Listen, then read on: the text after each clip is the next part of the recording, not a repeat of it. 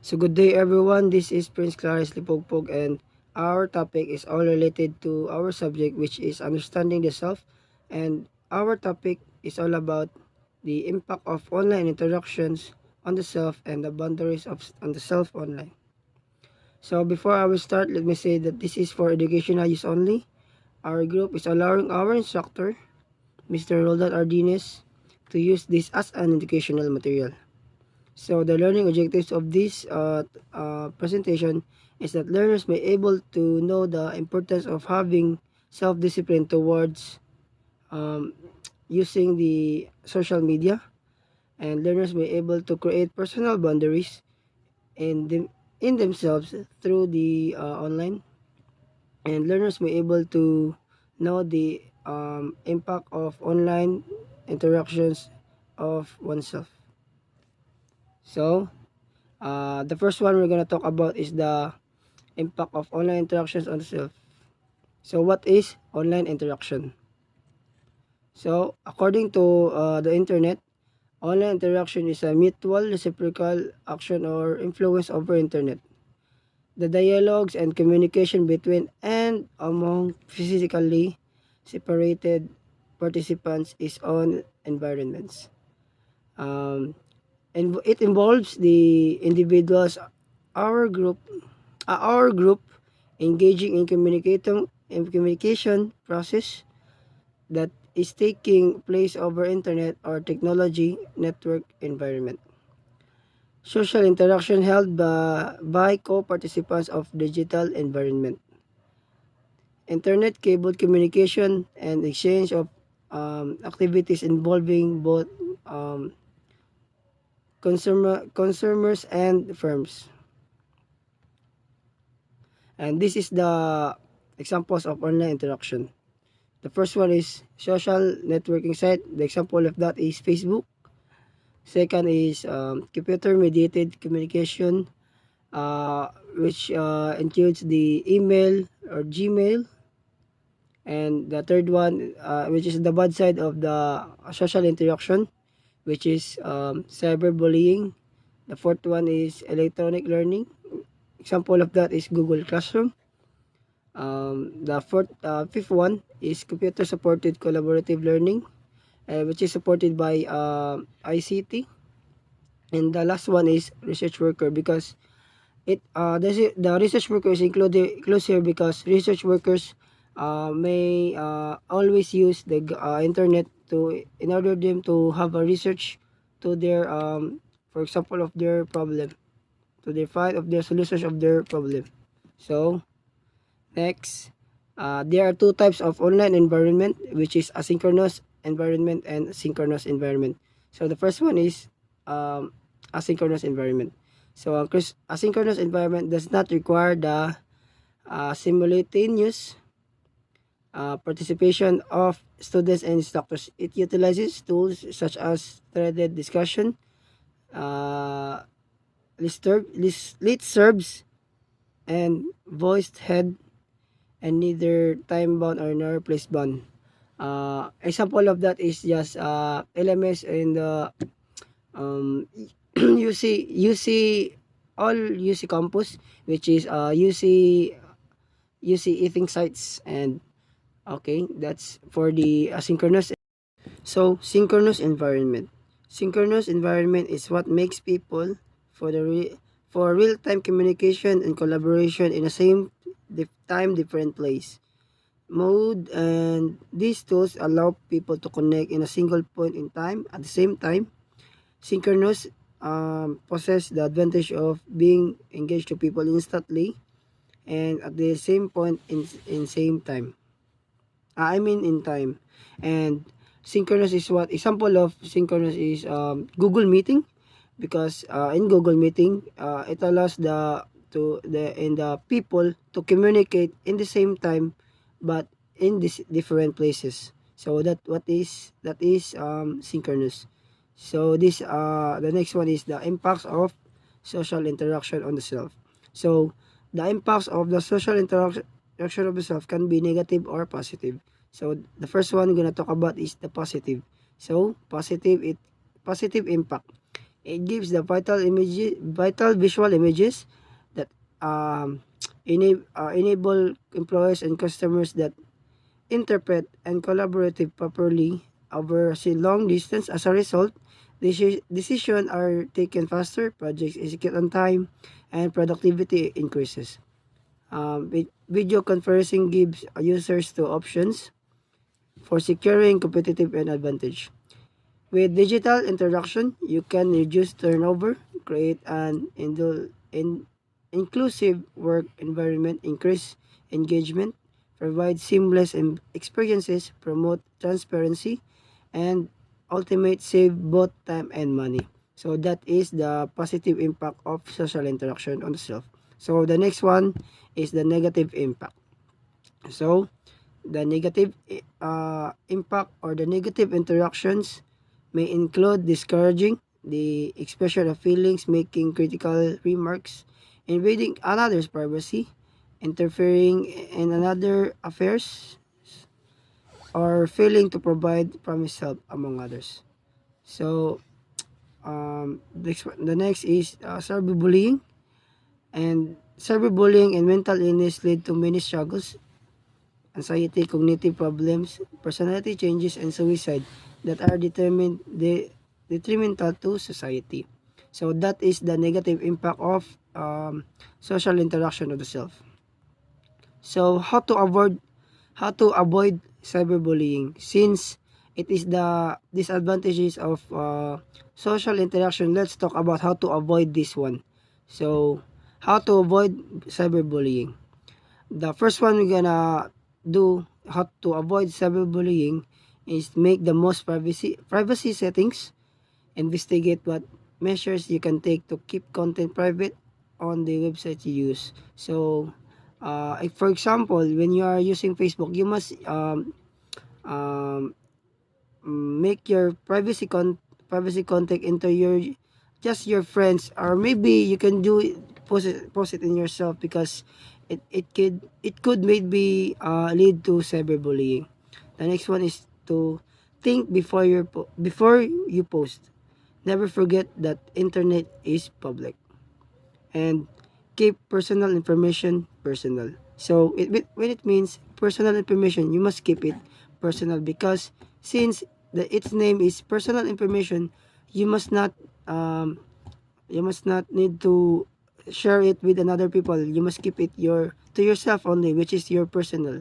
So that's for all for my part, and the next part will be reported by my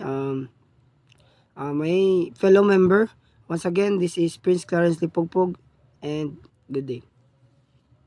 Oh, good evening, everyone. My name is Earl Jasper G. Jerusalem, and my topic is online impacts of interactions on the self. So, a digital self. What is digital self? The persona you use when you're online. Some people maintain one or more online identities that are distinct from the real world. Selves, others have a single online self that's more or less the same as the one they inhabit in the real world. So, we can see that we have our own self in the online self, which is the same as the real world. What do you mean by that is your behavior on the real world is much more or less in the online self. So online identity is all the information we leave on the internet. It's our digital footprint with such details as our email address, date of birth, bank details, and even our purchasing habits in online stores. Online identity goes beyond what we do online. It also verifies that we are whom we say we are. So, online identity is also a social identity that can have more users or more self rather than one self. For example, in the research, you have 5 groups, so that means it can also called online identity. It cannot determined by the one user only. And then online identity is your details in your life from birth to right today. And then extended self. So it is created by external objects which one surrounds oneself.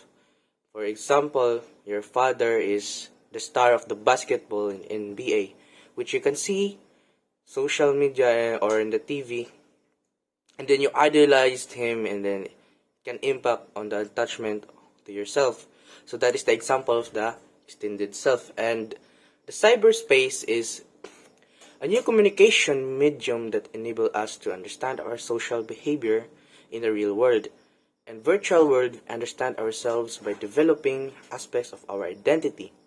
However, in the virtual world, we can explore our inner self without a rejection that may be experienced in the real world. So, it also happens that cyberspace, for example, Facebook, Messenger, Instagram, Google, all of that tool can be determined by the cyberspace. And then it can also find your hobby in the online. For example, the hobby to read comics, etc. And then you can also explore many things that you don't know from your real world. And then the positive impact of online interactions. So these are the positive. It provides effective communication using emailing and instant messaging services to any part of the world. For example, Messenger, you can always talk to any of the people that you want to speak to engage the communicating skill that your weaknesses you can turn out that in the strength if you are weak in socializing in other people. And then it improves business interactions and transactions, saving vital time, because before we don't have online or internet. So that is one of the cases that some of the business are corrupted, or you know. And then for example, before you can travel to the other located with the business because you can talk to it with another businessman, but now you can talk to it in the online. And then banking and shopping online have made life less complicated, because before we don't have online shopping. We can also tend to go to the shopping malls or exhausted, etc. And that's why today we have online shopping. You can also shopping in the online. So that is the positive impact of online interactions. And then we have the negative impact of online interactions too. So for example, loss of human physical interactions such as talking to your real world or your family, and then addiction, for example, gaming, less talking, and then access to inappropriate content for 18 plus sexual, etc. And large scale misuse of the technology such as cyberbullying, because it is also easy to target many people who you want to be bully. So please don't do cyberbullying. And increased risk for depression, anxiety, loneliness, and then self-harm and even suicidal thoughts. And then social media may promote negative experience, intimacy about your life or appearance, because nowadays people have like killed themselves because of others in the online, or for example, leak videos about yourself doing sexual, etc. And it can also damage your reputation. So that's why you are depressed, or maybe someone are threatening you, and then you are lonely. Loneliness is exceptions for the people who don't have communication in the real world. For example, your mother are always working in her business, and then you tend to get lonely sometimes. That's why you use online interactions to communicate in others. And that's my topic for today. Good luck. Good evening everyone, my name is Danilo Bigo Malas Jr. and today I'm going to talk all about the impacts of online interaction on the self. Impacts of online interaction in the self is the ability to link others has had an enormous impact on one big field impact of technology. It appears that in preserving relationship, the use of online communication has become integral. Online correspondence allow users to engage in self-disclosure as well as self-disclosure. Also, we have positive and negative impacts of online interactions to the self. So let's tackle the positive first. Social media sites inform and empower individuals to change themselves in their communities. It also increases the self-esteem when receiving likes and shares. Found that because of the online, this inhibition affects individuals are able to open up more in the online groups. This argue fosters personal empowerment, control, self-confidence, and improve feelings. Interestingly, the online environment can increase interaction for quieter students who may not feel comfortable speaking up in the traditional classroom in the midst of other learners. Then we have the negative impact. Extensive online engagement is correlated with personality and brain disorder. Slow steam and more occupied in giving attention to social media than in keeping their customs and practices. Social media is causing teenagers to be negatively influenced. This is an issue because teenagers are extremely impressionable and social media is negatively impacting their lives each day. These negative effects are increasing and becoming more problematic every day.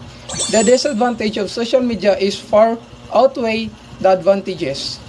That's all. So, good day everyone. My name is Rowa Kokong for Group 1 and our topic for today is all about impact of online interaction of oneself. So, we have our learning objectives. So, first is learners may know the importance of social interaction of oneself. Second is learners also may be able to know the impact of social interaction of oneself. So, what is social interaction? So, we formally define online social interaction as internet-enabled communication and exchange activities involving both consumers and firms. Here, consumers refer to people who purchase products and services for their own use, while firms refer to profit or not-for-profit organizations in the marketplace. Next is we have our positive and negative of online interaction. So first is the positive way is cost effective compared to physical meeting. So web conference service are cost effective in every possible angle as the service will be in need of a computer or mobile along with internet connectivity. To a physical conference, you have to spare time, money to travel, cost to stay, and so on. A digital connectivity has given huge benefits regarding using web conference option on a regular basis. Second is easy connectivity from every place in the world. So the online conferencing is not a baby anymore, where the connection was never stable. The web conferencing technology has improved to a great extent and provide flawless connectivity from any part of the world. You can use the online conferencing services for both official and personal purposes, as there are multiple numbers of applications that you can use to initiate a virtual meeting. And the last is increase the productivity and efficiency. The efficiency of a business house depends more or less of the ease of the communication and smooth flow of information between employee working on different level. Though in different interaction mostly takes place via email, phone, or instant messaging system, but visually interactive video conferencing is providing a better alternative. It gives vital visual images that enable employees and customers to interpret and collaborate to properly over a long distance. As a result, decisions are taken faster, projects execute on time and productivity increases. Next is our negative. So first is ineffective. So what does it mean? So it means that there are some human way of communicating that do not translate very well over a distance, such as an eye contact. When you sit in the same room with someone and listen to speech or presentation, you will make eye contact and they will judge who is paying attention by looking around the room. Much of this contact is not easily delivered through a webcam. And the last one is time consuming and costly. So one of the major disadvantages of web conference call is the detailed planning is essential for its success. So the people engaged in the conference call need to have a high discipline and a high level of concentration. For an effective conference call, the webcam, microphone and other gadgets need to be in proper position and in good working condition. Failure in any one of the key gadgets can lead to the total failure of the conference call. Hello everyone, I am Limutan Ralph James and I will be discussing about boundaries of self online. Objectives: to learn about self online, to know what are the boundaries online, to know the limitations online. So what is online self? Online self is the digital self is the persona you use when you're online. Some people maintain one or more online identifies that are distinct from the real world. S- Others have a single online self that's more or less the same as the one they inhabit in the real world. Boundaries of self online. As, tech as technology continues to rapidly advance, individuals and society are profoundly changed. So too are the tools used to measure this universe, and therefore our understanding in the reality improves. Boundaries of self online and reality online examines the idea that the technological advances associated with the internet are moving us in multiple domains towards various edges. These edges range from self to society to relationship and even to the very nature of reality. Boundaries are dissolving and we are redefining the elements of identity. The book begins with exploration of the digital constructed self and the relationship between the individual and technological reality. Then the focus shifts to society at large, includes a contribution from Chinese researchers about the isolated Chinese internet. The, the later chapters of the book explore digital reality at large, including discussion on virtual reality, web consciousness, and digital physics. What boundaries will you set for your online self? 8 ways to create healthy boundaries online. First is to take ownership of your feed. Second, give yourself permission to unplug. Third, check in with yourself. Fourth, disable push notification. Fifth, set up limits downtime. Sixth, remember not everything needs to be shared. 7. Stop comparing. 8. Connect with the IRL. Hello, so this is my report. The boundary of the self online. The boundary self online in additions of people spend a lot of time conversing online and not interacting with their neighbor. It can be bad for neighborhood communities and lead to feelings of alienations for those who don't have a real person to turn to in difficult times. The book Boundary of Self and Reality Online explores the nations that the internet technical advancement are pushing us into different ages in a variety of contexts, including those related to our own selves, society, our relationships, and even the fundamental natures of reality. Example of boundary of the self online. Provides effective communication using emailing and instant messaging service to any part of the world. It improves business interactions and transactions, savings on vital time, banking and shopping. Online have made life less complicated.